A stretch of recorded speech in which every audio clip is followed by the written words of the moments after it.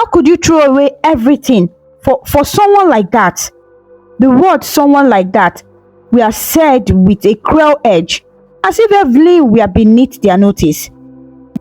Anger and heartbreak fled in Raymond's chest.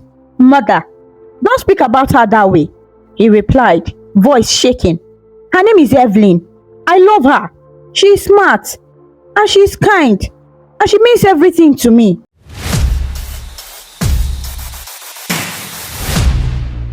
Evelyn's laughter rang out like soft music in the warm Lagos evening.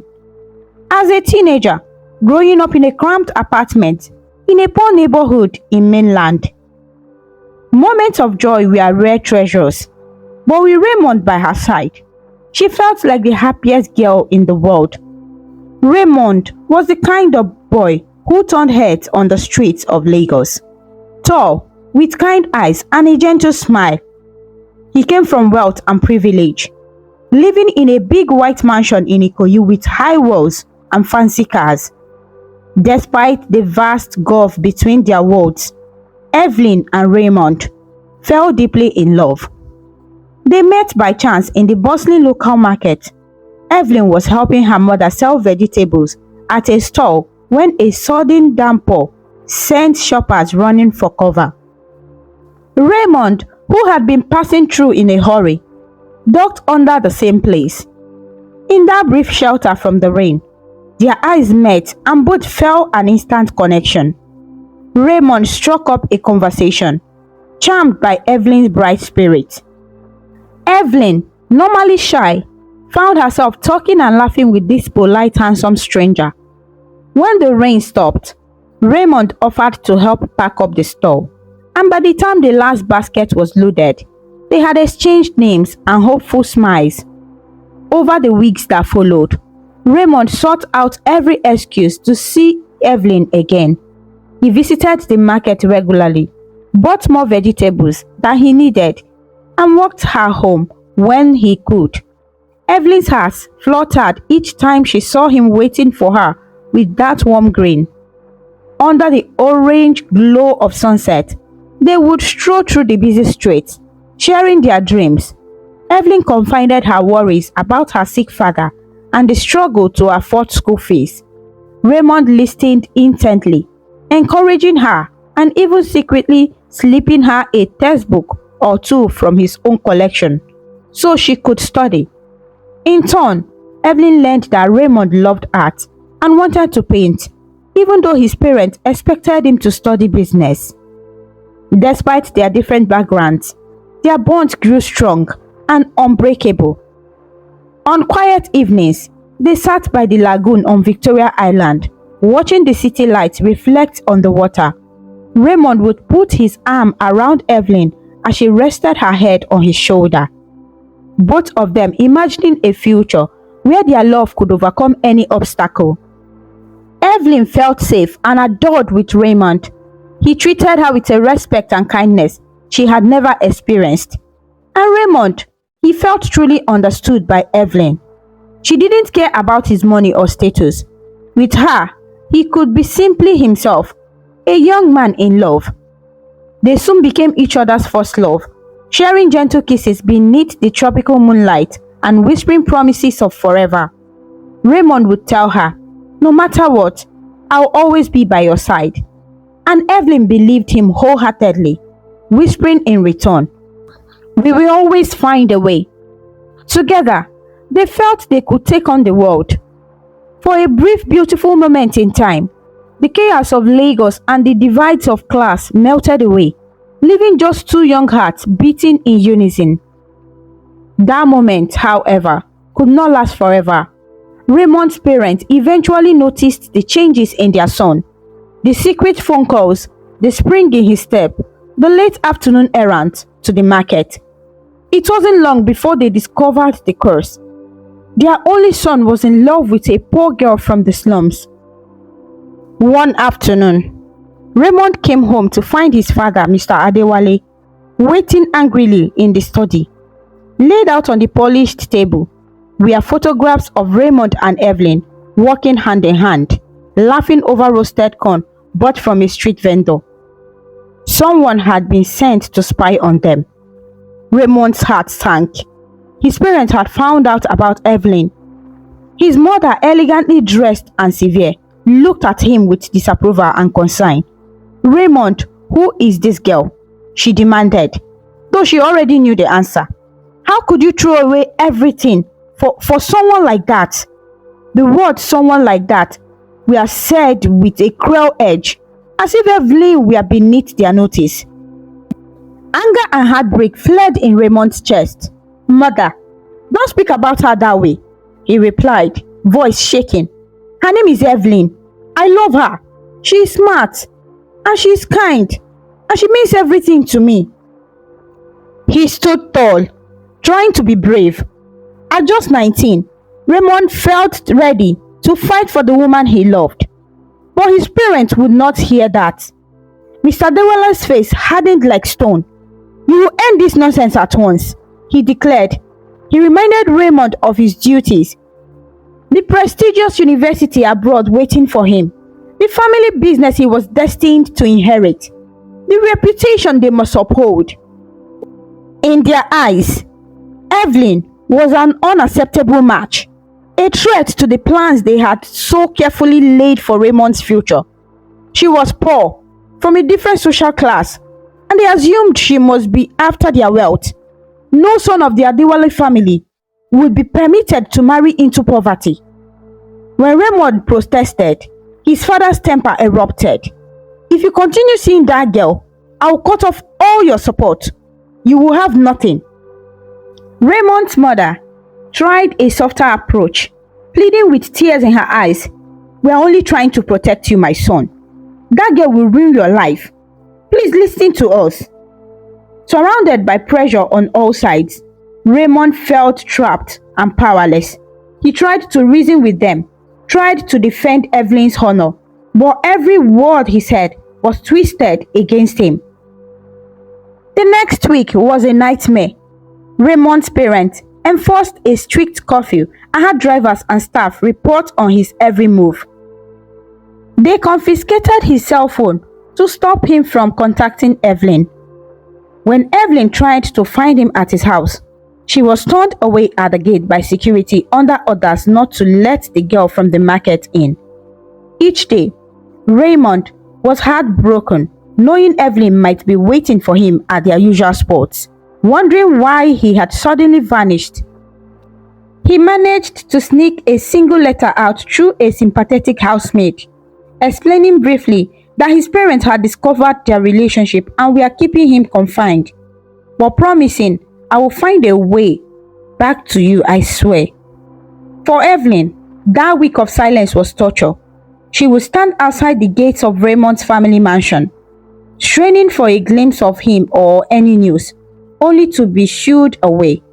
Gossip in the street was that the wealthy Adewale were furious about their son mixing with a poor girl.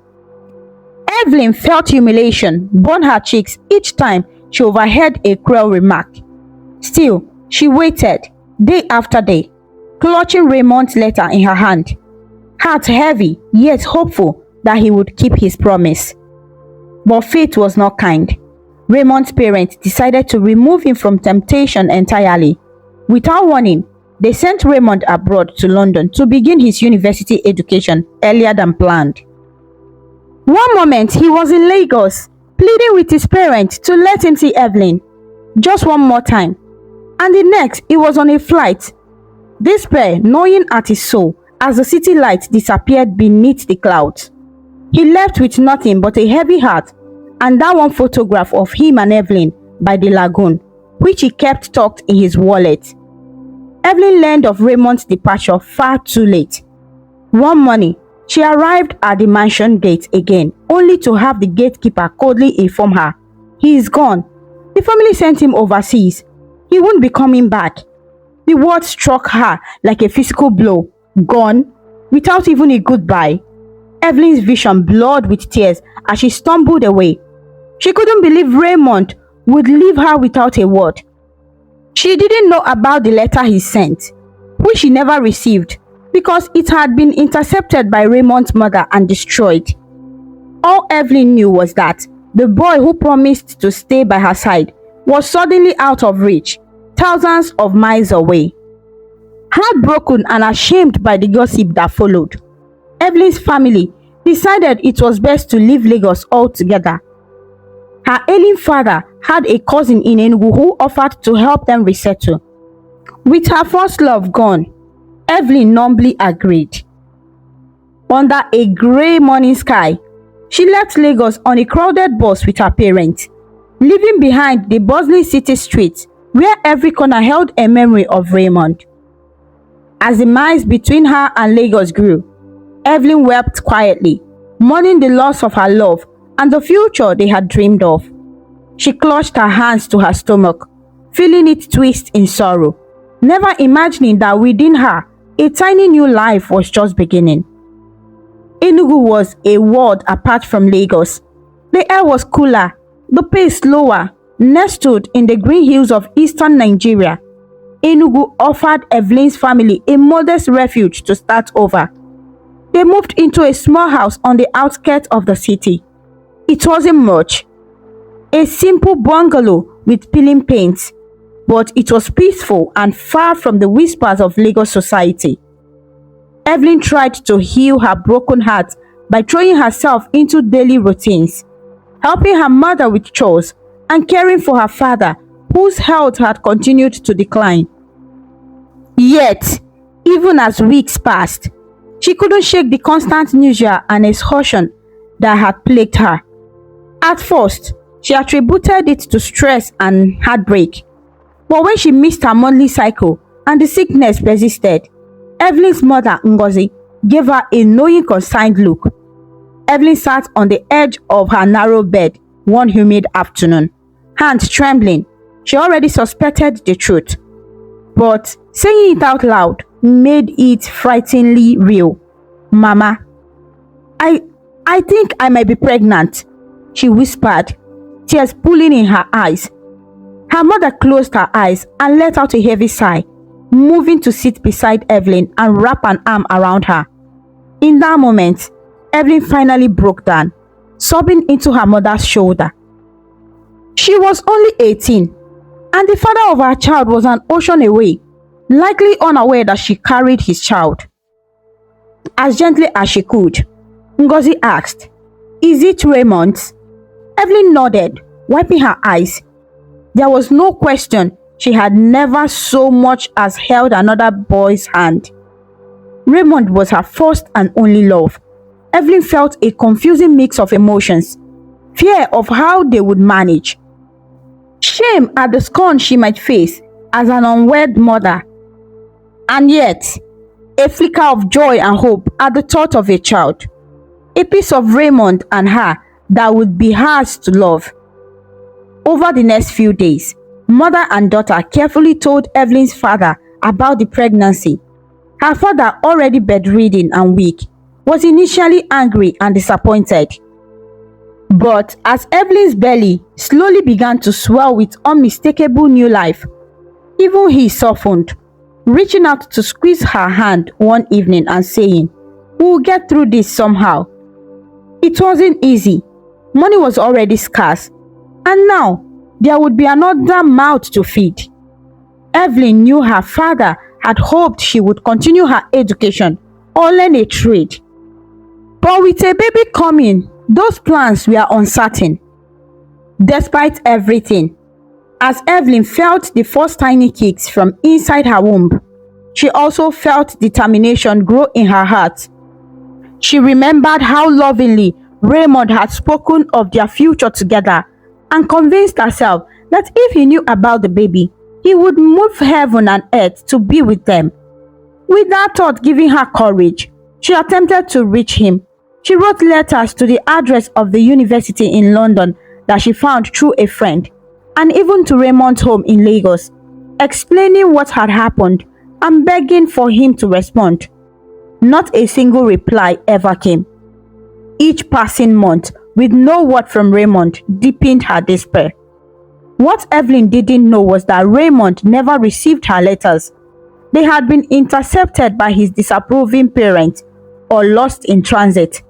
To Evelyn, It felt as if Raymond had abandoned her completely when she needed him the most.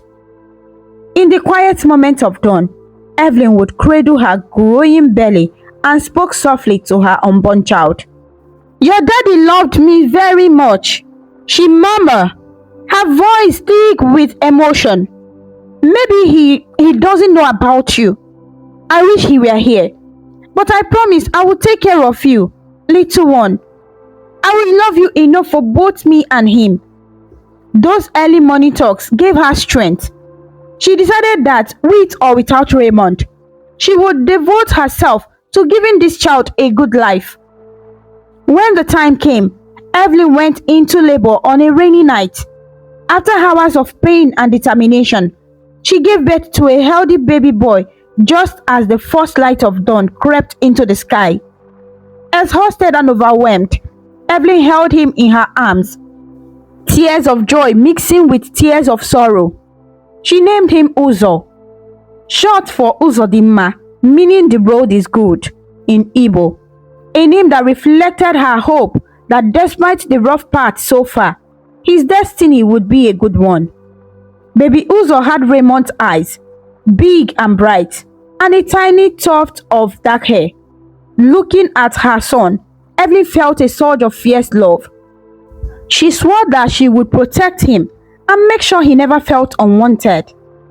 If Raymond truly was lost to them, then she would be both mother and father to Uzo.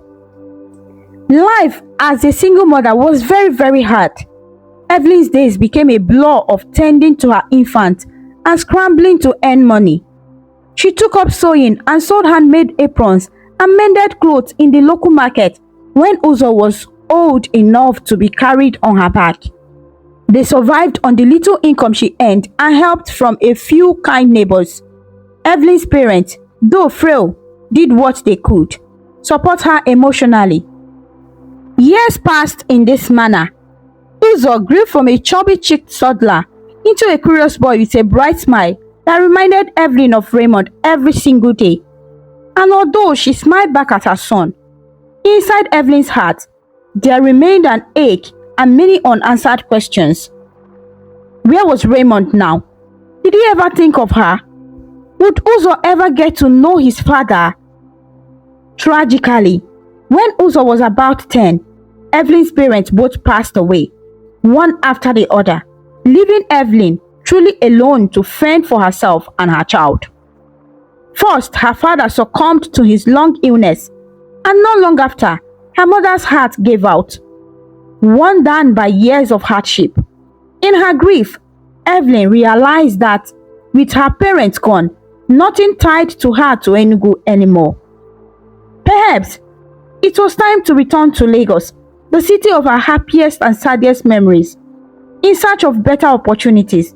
Maybe, deep down, she also clung to the faintest hope that she might find closure or even a miracle regarding Raymond, though she would never admit it aloud.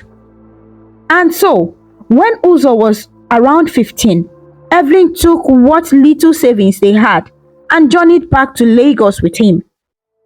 They arrived to find a city that had changed and yet remained the same buzzing metropolis. It was overwhelming to start over, but Evelyn found a tiny room to rent in a crowded building in Lagos mainland. It wasn't much, but being back in the city of her youth filled her with a bittersweet resolve. She was determined that somehow, here, she could find a way to give her son the life he deserved. Returning to Lagos did not bring the immediate relief or opportunity Evelyn had prayed for. They faced new struggles almost at once. The city was harsher when you had nothing. Evelyn, now in her mid-30s, pounded the pavement looking for her work, while Uzo attended a local public school. Jobs were scarce for someone without formal qualifications. She managed to get by doing what she knew, sewing and selling snacks on the street, working as a cleaner in the evenings at a local office building. It was barely enough to keep a roof over their heads and food on the table, but mother and son made do with what little they had. Despite their poverty, Evelyn and Uzo remained incredibly close. Uzo was a considerate boy who understood their situation and never complained that he couldn't have the nice things other teenagers had. He often came straight home after school to help his mother. He would cook simple meals of garri and soup and make sure she drank water after a long day. At night, under the dim glow of a kerosene lamp, during one of the frequent power outages, Evelyn would quietly tell Uzo stories about a kind boy she once loved. She never revealed Raymond's name or the full truth, only saying that Uzo's father had been a good man from far away. These stories always ended with Evelyn assuring her son that he was deeply loved by her and in spirit by the father he never knew. Uzo treasured these stories, holding on to an image of a father who in his imagination might have been kept away by circumstances, but would have loved him if he could. As the years pressed on, Evelyn's health began to falter. The endless labor and the sacrifices she made without proper rest or nutrition took a toll on her body. She started losing weight and strength. First, it was just a persistent cough and fatigue.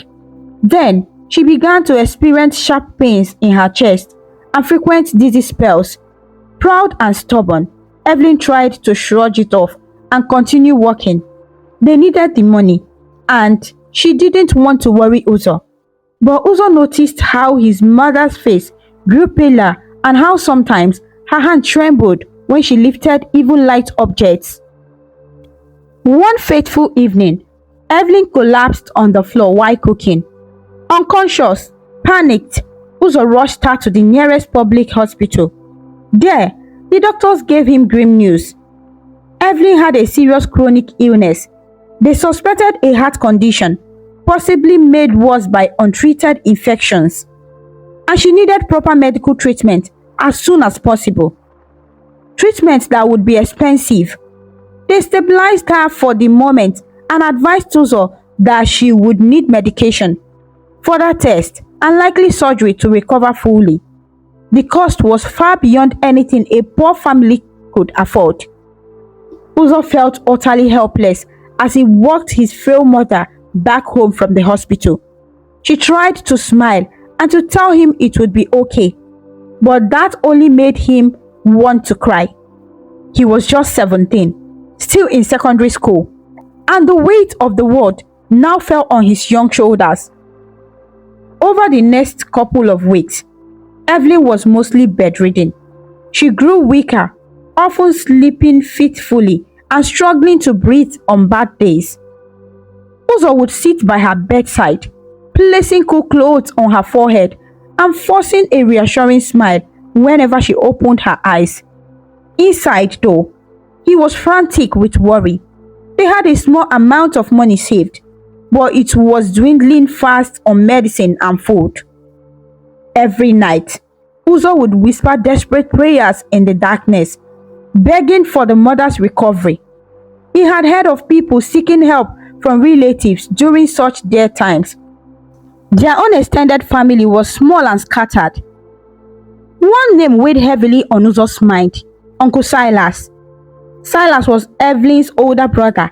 He had moved to a distant town years ago for work, and they hadn't been in close contact since Evelyn returned to Lagos. But Uzo remembered him from childhood as a kind man who sometimes visited with small gifts if anyone could help them now. Perhaps it was Silas. Maybe he could lend money for the hospital or come to Lagos to support them.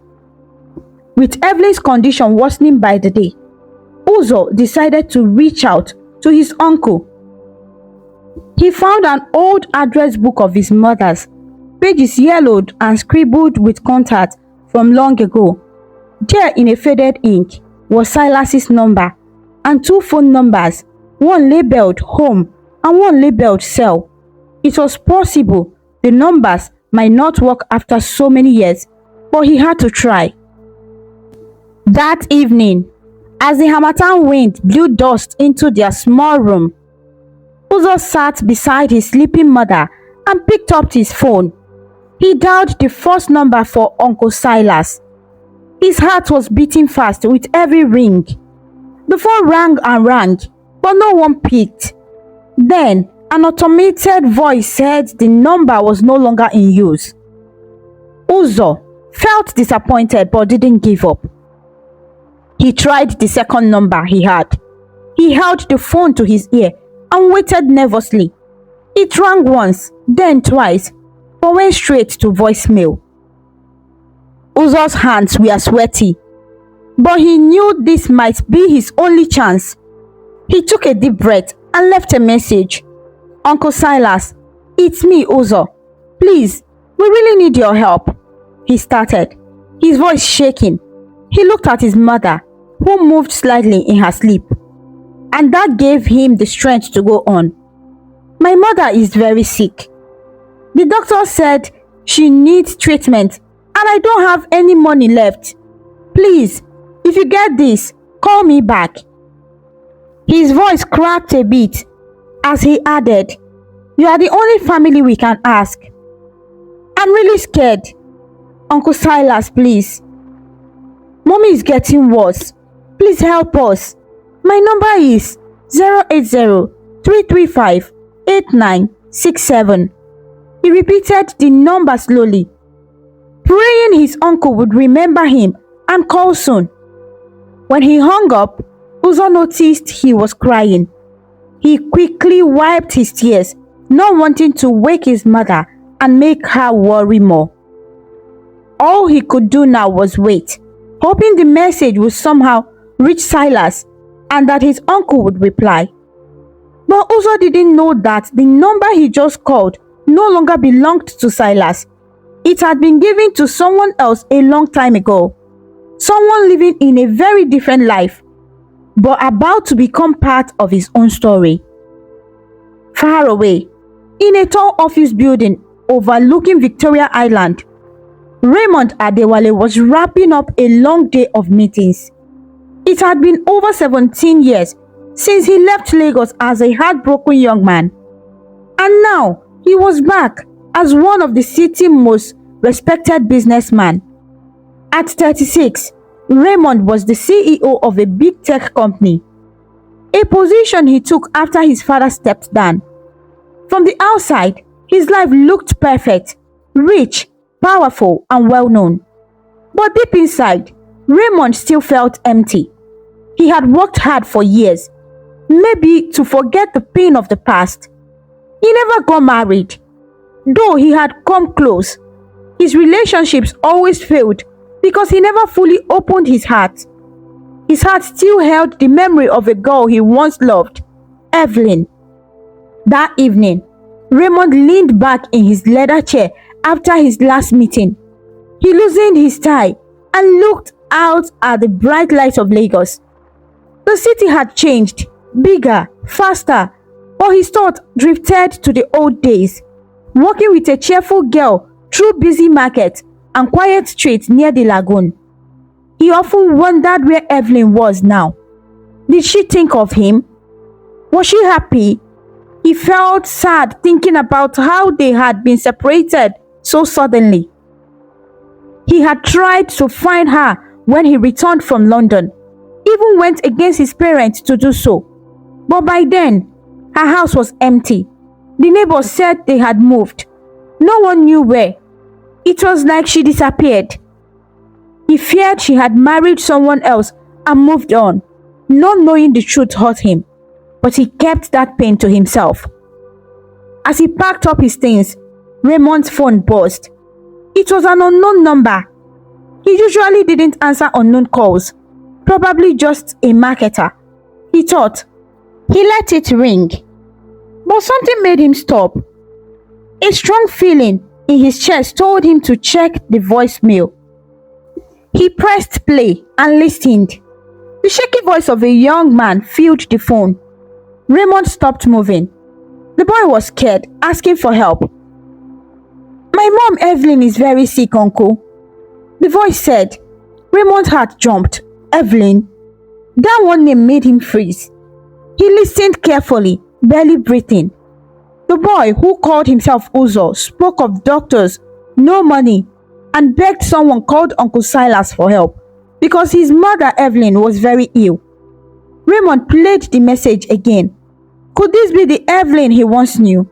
The Evelyn who would not be in her 30s? Raymond sat down, shocked. Could Evelyn be sick and in trouble? And who was Uzo? The way he spoke made it seem like Evelyn was his mother. Did Evelyn have a child? Raymond's chest tightened. If the boy was 17, that meant it could have happened around that time they were together. Was it possible? He played the message again, trying to understand. Uzo thought he was calling his uncle, so Raymond must have gotten the call by mistake. The voice was young, serious, and clearly afraid. If the woman he mentioned was really Evelyn, his Evelyn, then Raymond had to find out. Even if it wasn't her, he couldn't ignore the message. He had the power to help. Maybe it was fate. With shaky hands, Raymond pressed the callback button. His heart was racing as the phone rang. A tired and quiet voice answered. Hello, Uncle Silas. Raymond took a deep breath. Hello, this is Raymond Adewale. He said kindly. I'm sorry, I'm not Silas. I think you left a message on my phone by mistake. He heard the sharp breath from the other side. Then silence. Uzo felt his heart drop. All his hope vanished. Oh, I'm so sorry, he said softly, sounding crushed. I must have called the wrong number. I'm really sorry for bothering you. Please, I'm sorry, sir. It sounded like he wanted to cry. Before he could hang up, Raymond quickly said, Wait, please. I heard your message. It sounded very serious. You said your mother Evelyn is very sick. He paused, trying to stay calm. I used to know someone named Evelyn. Can I ask, what is your mother's full name? Uzo didn't answer right away. His mother always told him to be careful with strangers. But there was something honest and caring in the man's voice. After a short pause, Uzo said quietly, Her name is Evelyn Okafor. Then, because the man seemed truly concerned, Uzo explained, She's very sick, sir. The doctor said she needs treatment, but we can't afford it. I was trying to reach her brother, my Uncle Silas, for help, but I guess I dialed the wrong number. Embarrassed, he added, I'm sorry. I won't bother you. Raymond's hand was spinning. Evelyn Okafor. That was her. It had to be. The last name matched. Everything was suddenly clear. Uzo was her son. Raymond's eyes filled with tears as he asked the next question, voice shaking. Uzo, you said your name is Uzo, right? How old are you? I'm 17, sir, Uzo replied, confused. Why do you ask?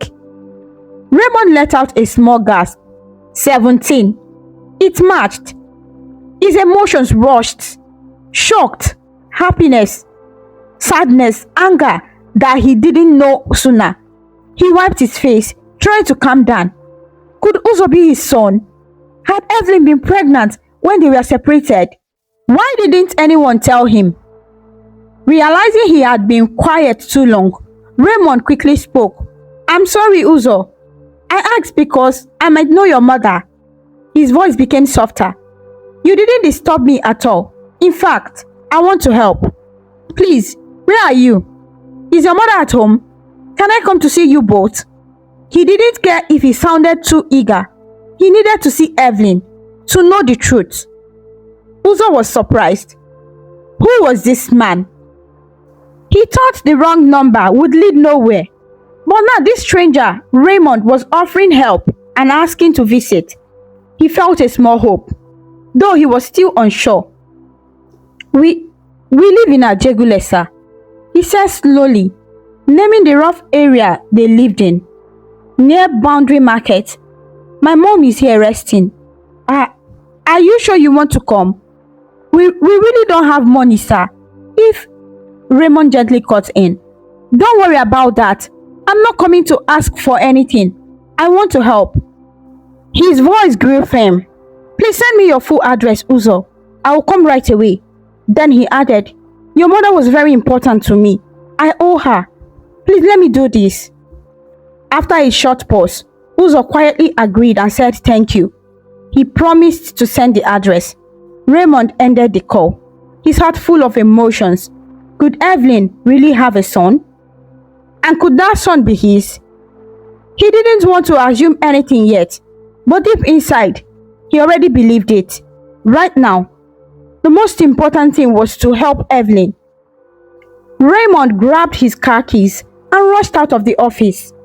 He told his confused assistant to cancel his next day plans. The drive from Victoria Island to Ajegule wasn't short, but Raymond didn't care. His thoughts were only on Evelyn. He drove through traffic, through rough roads, passing crowded streets, tiny shops, and flickering lights. The farther he went, the more memories returned. Memories of this area, her world, which used to be part of his too, when he once dared to love her, despite what anyone said. Raymond's car finally arrived in front of a rundown building that matched the address Uzo had sent. It was an old one-story building with cracked walls. Raymond's heart beat fast as he stepped out into the warm, stuffy night. The street was poorly lit. From nearby rooms came the sounds of babies crying and high-life music playing softly. His car, a shiny black SUV, and his neat appearance drew curious looks from a few neighbors. This part of town wasn't used to seeing rich people, but Raymond ignored them. He walked to the door marked with the number Uzo had given and knocked gently. Uzo opened the door, holding a small battery-powered lantern.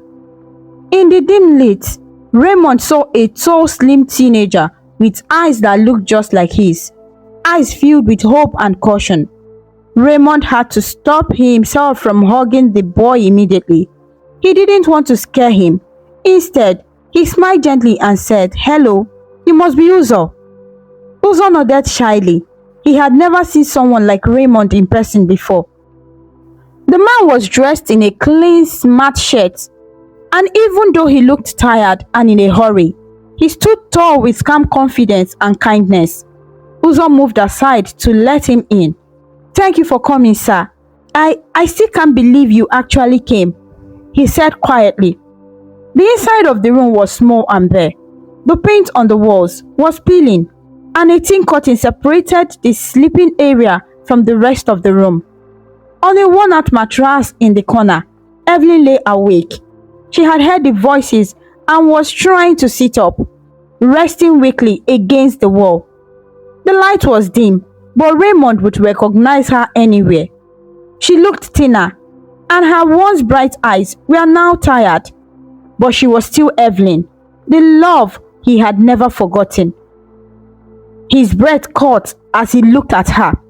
After all these years, she was right in front of him. Evelyn blinked, trying to make sure she wasn't dreaming. She saw a tall man enter behind her son. When the light touched his face, her heart jumped. That face, older now, with sharper features, but still so familiar. Her heart pounded. "Raymond," she whispered in shock. She thought her illness was making her imagine things. How could he be standing there in her home after all these years? When she said his name, Raymond couldn't hold back anymore. He quickly crossed the room and knelt beside her, up close. He could see the tears in her eyes, and he felt his own eyes blood too. "Evelyn, it's me," he said in a rough voice. He slowly reached out and held her thin hand in his. It felt so natural to hold her hand again, yet almost unbelievable. He looked at her silently for a moment, his emotions too heavy for words. Then gently, like he was afraid to hurt her, he brushed a lock of hair from her face. "I found you. After all these years, I found you," he said, and a tear slid down his cheek. Evelyn let out a soft cry, covering her mouth with one hand. She couldn't believe it. He looked older, yes, some grey hair, and his youthful face now more mature. But his eyes were still the same, kind and full of love. She squeezed his hand. Raymond, I thought I would never see you again, she said, crying. Her mind raced. How did he know? How was he here? Behind them, Uzo watched everything in shock. The way his mother looked at the man. He had never seen her look at anyone like that. It was like time had stopped for them. And Raymond, the stranger, looked at his mother with eyes full of tears and something else Uzo didn't understand. How did they know each other so well? A thought started forming in his mind, but he was too scared to believe it just yet.